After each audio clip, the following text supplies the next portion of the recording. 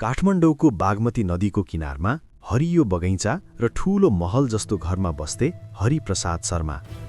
उनी 52 वर्षका थिए। उनको घर 3 तले थियो, जसमा नेपाली शैलीको झ्याल, काठका नक्कासी गरिएका ढोका र छतमा सुनौलो कलश थियो। घरको अगाडि ठूलो स्विमिङ पुल थियो, जसमा नीलो पानी सधैँ चम्किरहन्थ्यो। बगैँचामा फूलहरू फुल्थे, गुलाब, चमेली, लिली। 5वटा महँगो गाडीहरू घरको पार्किङमा थिए। एउटा कालो मर्सिडिज, एउटा रातो BMW, सेतो टोयोटा, 2वटा सुजुकी। घरमा 10 जना कामदार थिए, रसोइया, गार्ड, ड्राइभर, माली। हरिप्रसादको निर्माण कम्पनी शर्मा कन्स्ट्रक्सनले शहरका धेरै ठूला प्रोजेक्टहरू सम्हालेको थियो। पुलचोकको नयाँ मल, थापाथलीको अस्पताल, गोकर्णको रिजोर्ट सबै उनीकै कम्पनीले बनाएका थिए। ब्याङ्कमा उनको अकाउन्टमा 10 करोड भन्दा बढी पैसा थियो। उनी बिहानै उठ्ने बित्तिकै महँगो इटालियन कफी पिउँथे, अखबार पढ्थे र आफ्नो सेक्रेटरीलाई फोन गरेर दिनको कार्यक्रम सोध्थे। म संसारको सबैभन्दा भाग्यमानी मान्छे हुँ, उनी सधैँ भन्थे। तर उनको एउटा ठूलो कमजोरी थियो, लोभ। जति कमाए पनि पुग्दैन थियो। उनी सामान किन्ने ठेकेदारहरूलाई कम पैसा दिन्थे, कामदारहरूलाई तलब घटाउँथे, कर कार्यालयमा झुटो बिल देखाउँथे। एकपटक उनले एउटा सानो ठेकेदारलाई ठगेका थिए।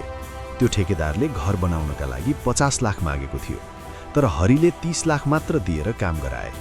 ठेकेदारले रोएर भनेको थियो, "सर, मेरो बच्चाको उपचारको पैसा हो यो।" तर हरिले हाँसेर भनेका थिए, "व्यापारमा भावना राख्नु हुँदैन।" उनकी श्रीमती रमा शर्मा 48 वर्षकी थिइन्। उनी शान्त स्वभावकी थिइन्। घरको व्यवस्थापन, बच्चाहरूको पढाइ, सामाजिक काम सबै उनी आफै सम्हाल्थिन्। उनका 2 सन्तान थिए। जेठो छोरो राम, 18 वर्षको, कलेजमा बिजनेस पढ्दै थियो, र छोरी सीता, 16 वर्षकी, स्कुलको टप्पर। रामले बाबाको जस्तै व्यवसायी बन्ने सपना देख्थ्यो। सीताले भने डाक्टर बन्ने चाहना राख्थे। परिवार साँझमा डाइनिङ टेबलमा बसेर हाँसखेल गर्थ्यो। रमा भन्थिन्, "हरि, अब पर्याप्त कमाइसक्यो, आराम गर, बच्चाहरूसँग समय बिताऊ।" तर हरि हाँस्थे, "आराम? अझै ठूलो बन्न बाँकी छ।" एक दिन हरिप्रसादको पुरानो साथी विक्रम थापा भारतबाट आए। विक्रम 45 वर्षका थिए। उनी कालो सुटमा थिए, हातमा महँगो घडी। उनी हरिको घरमा आएर बोले, "हरि दाई, तपाईको लागि एउटा सुनौलो अवसर ल्याएको छु। नेपालको हिमालयमा नयाँ खानी फेला परेको छ। सुन, चाँदी, हीरा, प्लाटिनम, वैज्ञानिक रिपोर्टहरू छन्। सरकारी अनुमति पनि लगभग तयार छ। यदि तपाईले लगानी गर्नुभयो भने 2 वर्षमा 10 गुणा नाफा। मेरो साथमा सबै कागजात छन्।" विक्रमले एउटा मोटो फाइल खोल्यो। त्यहाँ रङ्गीन फोटोहरू थिए, पहाडको गुफा, चम्किलो धातुका टुक्राहरू, ल्याब रिपोर्टहरू। हरिप्रसादको आँखा चम्किए। उनीले फाइल पल्टाए। "कति लगानी चाहिन्छ?" उनीले सोधे। विक्रमले मुस्कुराउँदै भने, "कुल 10 करोड। मसँग 4 करोड छ, बाँकी 6 करोड तपाईले हाल्नुपर्छ।" हरिप्रसाद रातभरि सुत्न सकेनन्। उनको दिमागमा मात्र एउटै कुरा घुमिरह्यो, 10 गुणा नाफा, 60 करोड। उनी सोच्थे, यो अवसर मेरो जीवनको सबैभन्दा ठूलो हो। यदि मैले छोडे भने पछि जीवनभर पछुताउनेछु। अर्को दिन उनले रमालाई भने। रमाले चिन्तित हुँदै भनिन्, "हरि, यति ठूलो रकम? हामीसँग त 4 करोड मात्र बचत छ, बाँकी कहाँबाट?" हरिले भने, "ब्याङ्कबाट ऋण लिन्छु, कम्पनीको सेयर बेच्छु, साथीहरूबाट लिन्छु। यो अवसर कहिल्यै नआउन सक्छ।" रमाले रोक्न खोजिन्। "केही महिना पहिले नै तपाईले एउटा सानो लगानीमा घाटा खानुभयो। सावधानी अपनाउनुहोस्।" तर हरिको लोभले उनको कान थुनिदियो। उनले आफ्ना पुराना साथीहरूलाई फोन गरे। "यो प्रोजेक्ट सफल भयो भने तिमीहरूलाई पनि सेयर दिन्छु," उनीले भने। केही साथीहरूले पैसा दिए, कसैले दिएनन्। तर हरिले दबाव दिए। एउटा साथीलाई भने, "तिमीले पहिले मबाट ऋण लिएका थियौ, अब फिर्ता गर्नुको साटो यो लगानी गर।" उनले कम्पनीका सबै सेयर बेचे। ब्याङ्कबाट 3 करोड ऋण लिए। घरको केही भाग धितो राखे। कुल 6 करोड जुट्यो। विक्रमसँगको सम्झौता पत्रमा सही गरे। विक्रमले भने, 3 महिनाभित्र खानी खुल्छ। पहिलो किस्ताको नाफा 6 महिनामा आउँछ। हरिप्रसादले परिवारलाई ठूलो पार्टी दिए। "अब हामी अरबपति हुनेछौँ," उनले घोषणा गरे। रमा खुसी देखिन खोजिन्, तर मनमा डर थियो। 3 महिना बिते, कुनै खबर आएन। हरिले विक्रमलाई फोन गरे। "के भयो?" विक्रमले भने, "सरकारी अनुमति ढिलो भयो, 1 महिना थप लाग्छ।" हरि चिन्तित भए, तर लोभले आशा देखाइरह्यो। उनले कम्पनीका कामदारहरूलाई तलब घटाए। "नयाँ प्रोजेक्ट आउँदैछ, धैर्य गर्नु," उनी भन्थे। कामदारहरू असन्तुष्ट भए।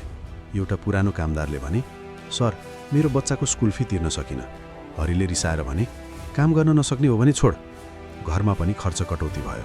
सीताको डान्स क्लास बन्द भयो। रामको नयाँ मोटरसाइकल किन्ने कुरा स्थगित भयो। रमाले भनिन्, हरि, बच्चाहरूको पढाइ बिग्रियो। हरिले जवाफ दिए, अब उनीहरूलाई विदेश पढाउनेछु, धैर्य गर। 6 महिना बित्यो। विक्रमको फोन लाग्न छोड्यो।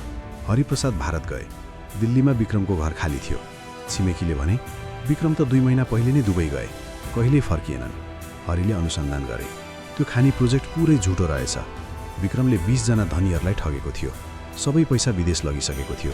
पुलिसले मुद्दा दर्ता गरेको थियो, तर विक्रम फरार थियो। हरिप्रसाद काठमाडौँ फर्किए। उनीको अनुहार सेतो थियो, आँखा रातो। घरमा सबैलाई भेला गरे। सबै पैसा गयो। उनीले रोएर भने। रमाले चिच्याएर रोइन्, मैले तपाईँलाई रोक्न खोजेको थिएँ, अब के हुन्छ हाम्रो? राम र सीताले बाबालाई अँगालो हाले। बाबा, हामीले मद्दत गर्छौँ, उनीहरूले भने। ब्याङ्कले तुरुन्तै ऋण असुली सुरु गर्यो। घर लिलामीको सूचना आयो। कम्पनीका कामदारहरूले तलब माग्दै आन्दोलन गरे। तपाईँले हामीलाई ठगेका थियो, उनीहरूले नारा लगाए। हरिले कसैलाई पैसा फिर्ता दिन सकेनन्। पुराना साथीहरू आए। हरि, तिमीले हामीलाई पनि ठगेका थियौ, अब फिर्ता देऊ। एउटा साथीले मुद्दा हाल्यो। हरिप्रसादको नाम बदनाम भयो। पत्रिकाहरूमा समाचार आयो। निर्माण व्यवसायी ठगीमा फसे। 1 महिनाभित्र घर कब्जा भयो। गाडीहरू बेचिए। महँगो फर्निचर, स्विमिङ पुलको सामान, बगैँचाका फूलहरू सबै बिस्तारै बिक्री भए। परिवार एउटा सानो कोठामा सरे। त्यो कोठा काठमाडौँको बाहिरी भाग नयाँ बस पार्क नजिकको झोपडी क्षेत्रमा थियो। छत जस्ताको, चुइने, भित्ता चर्केको, फोहोर। बिहान पानी लिन लाइन बस्नु पर्थ्यो। राति मुसा र साङ्लाहरू आउँथे। राम र सीताले स्कुल छोड्नु पर्यो। रामले एउटा सानो किराना पसलमा काम गर्न थाल्यो।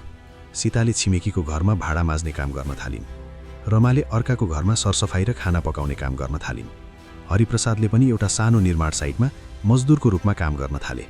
बिहान 6 बजे उठेर इँट बोक्ने, सिमेन्ट मिसाउने। उनको शरीर थाक्थ्यो, हातमा फोका पर्थ्यो। राति उनी कोठामा बसेर रुन्थे। मैले किन यति लोभ गरेँ? उनी सोच्थे। मसँग जे थियो त्यो नै काफी थियो।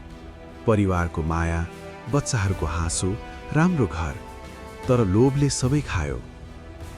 एक दिन उनले पुरानो साथी अर्जुनलाई भेटे। अर्जुनले भने, हरि, लोभले मान्छेलाई अन्धो बनाउँछ। तिमीले कमाएको पैसाले तिमीलाई खुसी दिएको थिएन, बरु डर र चिन्ता दिएको थियो। अब तिमीले सिक्नुपर्छ, सन्तुष्टि नै साँचो धन हो। हरिप्रसादले टाउको झुकाए। उनी अब मन्दिर जान थाले।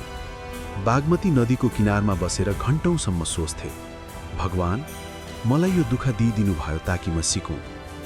बच्चाहरूले पनि बुझ्न थाले। रामले भने, बाबा, अब हामी सानो बाटो सुरु गरौँ, इमान्दारीसँग। सीताले पढाइ जारी राख्नका लागि राति पढ्थे। रमाले परिवारलाई एकजुट राखिन्। हामीसँग जे छ त्यसमा खुसी हुनुपर्छ, उनी भन्थिन्। 1 वर्षपछि हरिप्रसादले आफ्नो सानो निर्माण कम्पनी सुरु गरे। नाम राखे नयाँ आशा कन्स्ट्रक्सन। उनी अब कामदारहरूलाई राम्रो तलब दिन्थे, कसैलाई ठग्दैनथे। एउटा सानो पुल बनाउने ठेक्का पाए। काम राम्रोसँग गरे। नाफा कम भयो तर इमान्दारी थियो। बिस्तारै उनीको नाम राम्रो हुन थाल्यो। छिमेकीहरूले भन्न थाले, हरिदाई फेरि उठ्नुभयो, तर अब फरक हुनुहुन्छ। 2 वर्षपछि उनीहरूले एउटा सानो घर किने। पुरानो जस्तो ठुलो होइन, तर सफा र आरामदायी। स्विमिङ पुल थिएन, तर घरको छतबाट बागमती नदी देखिन्थ्यो। राम कलेज फर्कियो। सीताले नर्सिङ पढ्न थाली। परिवार साँझमा फेरि हाँसखेल गर्न थाल्यो। हरिप्रसादले छिमेकीका बच्चाहरूलाई पढाउन थाले। उनी भन्थे, बच्चाहरू हो, लोभ नगर्नु। लोभले खुसी नष्ट गर्छ। म आफै यसको जीवित प्रमाण हुँ। जे छ त्यसमा सन्तुष्ट रहनु। परिवारको माया, इमान्दारी र मेहनत नै साँचो सम्पत्ति हो। एक दिन उनले एउटा भाषण दिए, स्थानीय क्लबमा। म पहिले अरबौँको सपना देख्थे, तर लोभले मलाई सडकमा पुर्यायो। अब म बुझेको छु, धेरै पैसाले खुसी किन्न सकिँदैन। खुसी त हाम्रो मनमा हुन्छ। यदि लोभले मन भर्न खोज्यौँ भने जीवन खाली हुन्छ। मानिसहरूले ताली बजाए। हरिप्रसादको जीवन अब शान्त थियो। उनी बिहान उठेर चिया पिउँथे, परिवारसँग कुरा गर्थे, सानो काम गर्थे। राति उनी छतमा बसेर ताराहरू हेर्थे। भगवानले मलाई ठूलो पाठ सिकाउनु भयो, उनी सोच्थे। लोभको परिणाम सधैँ दुःख हो, तर सिकाइपछि नयाँ जीवन सुरु हुन्छ। यो कथा यहाँ सकिँदैन। हरिप्रसादले अझै धेरै सिकाए। उनका छोराछोरीले पनि लोभ नगरी जीवन बिताए। रामले आफ्नो कम्पनीमा इमान्दारी कायम राख्यो। सीताले अस्पतालमा गरिबहरूलाई निशुल्क सेवा गर्न थालिन्। रमाले महिला समूह बनाएर लोभ र ठगी विरुद्ध जागरण फैलाइन्। आज पनि काठमाडौँको बागमती किनारमा सानो घरबाट हरिप्रसादको परिवारको हाँसो सुनिन्छ। उनीहरूको जीवन सानो छ, तर खुसी ठूलो छ। लोभले जति ठूलो महल बनाए पनि त्यो खाली हुन्छ, तर सन्तुष्टिले सानो झुपडी पनि स्वर्ग बनाउँछ। यो कथा सुनेर धेरै युवाहरूले सोध्छन्, पैसा कमाउनु राम्रो हो, तर लोभ गर्नु हुँदैन। लोभले मान्छेलाई अन्धो बनाउँछ, परिवार नष्ट गर्छ, जीवन बिगार्छ। हरिप्रसादको जीवनले प्रमाणित गर्छ कि धेरै लोभ गर्नु भनेको आफ्नै खुसीलाई विष खुवाउनु हो। साँचो खुसी भनेको सन्तुष्टि, माया, इमान्दारी र परिवार हो। लोभको परिणाम सधैँ पछुताउ र खालीपन हो। तर यदि मान्छेले गल्तीबाट सिक्यो भने जीवन फेरि राम्रो बन्न सक्छ।